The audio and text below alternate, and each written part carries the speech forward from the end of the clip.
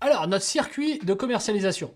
Bah oui, effectivement, en fait, tout est un circuit de commercialisation. À partir du moment où on crée quelque chose et où on va le vendre, où on achète quelque chose, on va le revendre, où on a un produit, où on va le vendre, ça va connaître un certain circuit. En fait, le circuit de commercialisation, c'est l'ensemble, si vous voulez, des actions commerciales destinées à mettre en contact une offre avec l'acquéreur potentiel de cette offre. Tout simplement, l'offre et la demande, si vous voulez.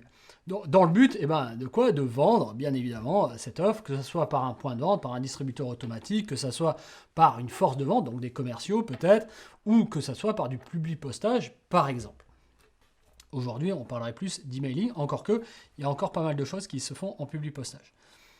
Un circuit, le problème du circuit, c'est qu'il va avoir des coûts. Ça va prendre du temps et donc il y aura des coûts. Allons voir un peu les coûts et les recettes qu'il peut y avoir dans notre circuit. Si j'ai au départ un suspect dont le client est identifié mais il n'a pas été encore contacté, le chemin va être plus long, bien évidemment, plutôt que si j'ai déjà un client à qui j'ai déjà vendu quelque chose et que je lui revends quelque chose. Le circuit sera beaucoup plus court. Si j'ai déjà un contact, le client a été contacté peut-être par courrier, par téléphone, par catalogue, peu importe. Il est donc prospect et du coup le chemin sera déjà un peu moins lent. Et puis peut-être que voilà, le prospect a déjà acheté un produit et dans ces cas-là on va lui revendre un produit. Donc vous voyez que le circuit n'aura pas toujours la même distance, donc n'aura pas toujours le même coût, ne sera pas toujours la même chose. Prenons un exemple, l'exemple d'une opération de public postage sur 20 000 contacts.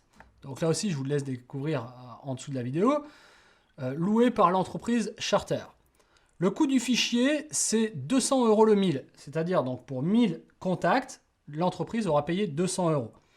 Les frais d'édition, donc par courrier, sont de 43 centimes et les affranchissements en nombre sont de 21 centimes l'envoi. Sur cette opération, 387 courriers sont revenus avec la mention NPAI, c'est-à-dire n'habite pas à l'adresse indiquée. Donc sur 20 000, il y en a 387 qui sont revenus avec la mention n'habite pas à l'adresse indiquée. Cette campagne a donc généré 523 commandes pour un chiffre d'affaires global de 80 000 €. Et du coup, dans notre tableau de bord, on va pouvoir retrouver tout ça. Les indices, nombre d'envois, coût total, enveloppe n'habite pas à l'adresse indiquée, nombre de commandes, chiffre d'affaires.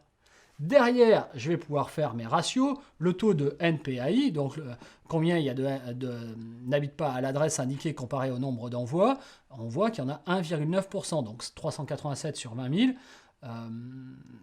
ça fait 1,9%. Donc, ok, c'est juste un ratio. Je pense que le fichier du coup est pas mal. On est à 98% bon, c'est intéressant. Le coût au contact, c'est 84 centimes, puisqu'on a un coût total de 16 800 €. Et derrière, on a un coût effectivement total divisé par le nombre de contacts qui est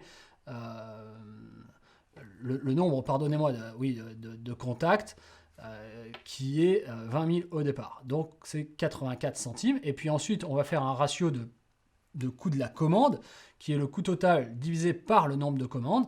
On aura donc un coût moyen de 32,12 €. Enfin, on aura un panier moyen, chiffre d'affaires, nombre de commandes, qui est de 552 €. Donc en moyenne, par commande, chaque client aura commandé 552 €.